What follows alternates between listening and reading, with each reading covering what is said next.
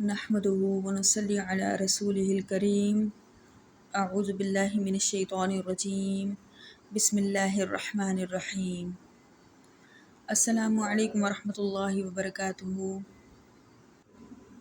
انتہائی بدبخت قسم کا اسٹیٹمنٹ سامنے آیا ہے کہ جی وطن سے محبت کوئی ضروری نہیں ہے، یہ قومیت پرستی ہے اور قوم پرستی اسلام میں منع ہے.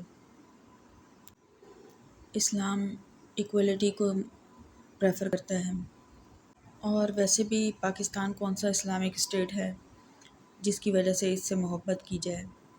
یہاں تو کفر کا راج ہے، فسق کا راج ہے، لہٰذا اس وطن سے محبت کی کوئی ضرورت نہیں ہے. ہم اس پہ بات کریں گے، کیا وطن سے محبت جائز ہے، ہر صورت جائز ہے، کیا یہ شرعی اعتبار سے ضروری بھی ہے. قرآن اور سنت کی روشنی میں اس کا تجزیہ کرتے ہیں.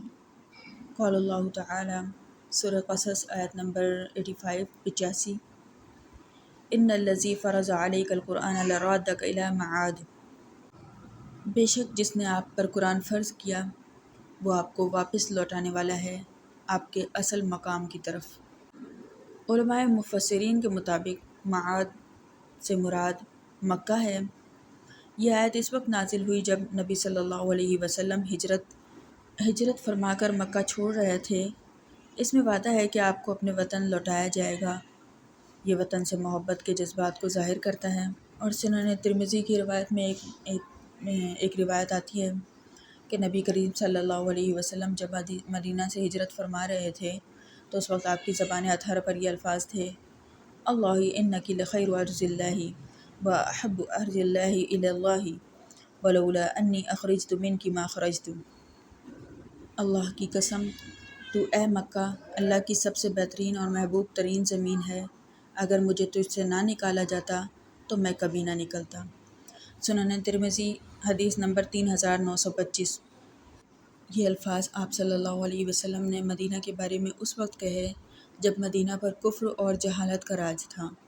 حضرت ابو بکر رضی اللہ عنہ کی آنکھوں سے بھی آنسو جاری تھے جب رسول اللہ صلی اللہ علیہ وسلم نے ابو بکر کو بتایا کہ وہ ان کے ساتھ ہجرت کریں گے تو وہ رونے لگے. صحیح بخاری کی حدیث نمبر 3905.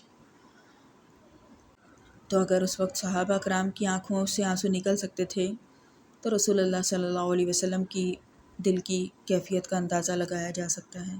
یہ حدیث واضح طور پر وطن سے محبت اور وابستگی کا ثبوت ہے. نبی مکرم صلی اللہ علیہ وسلم جب مدینہ تشریف لائے تو یہ دعا فرمائی: اللہم حبب الینا المدینۃ کحبنا مکۃ او اشد. بخاری شریف کی حدیث ہے: اے اللہ ہمارے دلوں میں مدینہ کی محبت پیدا فرما جیسے تو نے مکہ کی محبت رکھی، بلکہ اس سے بھی زیادہ.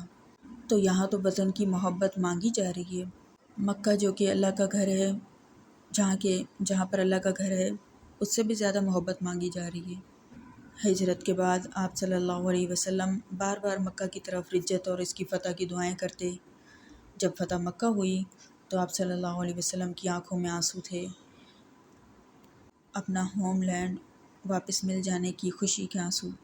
وطن سے محبت ایک فطری تقاضا ہے، فطری جذبہ ہے، مگر عقیدہ سے بالا تر ہے. اسلام میں وطن سے محبت جائز، فطری اور پسندیدہ جذبہ ہے، بشرط یہ کہ یہ تعصب، ظلم یا دین سے بغاوت کا ذریعہ نہ بنے. حضرت بلال حبشی رضی اللہ عنہ جب مدینہ آئے تو مکہ کی جدائی پر روتے ہوئے کہتے: وَأَنْتَ يَا سَبِيلَ الْمَكَاتِبِ يَا لَيْتَ شِعْرِي هَلْ أَبِيتَنَّ لَيْلَةً بِوَادٍ وَحَوْلِي إِذْخِرٌ وَجَلِيلٌ. کاش میں ایک رات پھر مکہ کی وادی میں سوتا اور میرے ارد گرد اذخر اور جلیل پودے ہوتے. امام شافعی رحمہ اللہ علیہ فرماتے ہیں: مَن لَمْ يُحِبُّ وَطَنَهُ فَهُوَ نَاقِصُ الْعَقْلِ. جو اپنے وطن سے محبت نہیں کرتا وہ عقل میں ناقص ہے، یعنی کہ وہ بے عقل ہے. ماہر نفسیات ہیرلڈ پروشنسکی کہتے ہیں: place is not just a space, it is part of the self concept.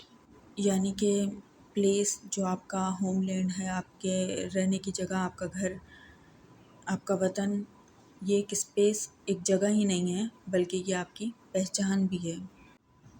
ہم یوں نہ بھی کہیں کہ وطن کی محبت ایمان کا حصہ ہے، لیکن ہم یوں کہہ سکتے ہیں کہ وطن کی محبت ایمان کے لیے ضروری ہے۔ اللہ تعالی ہمیں سیکھنے، سوچنے، سمجھنے کی توفیق عطا فرمائے۔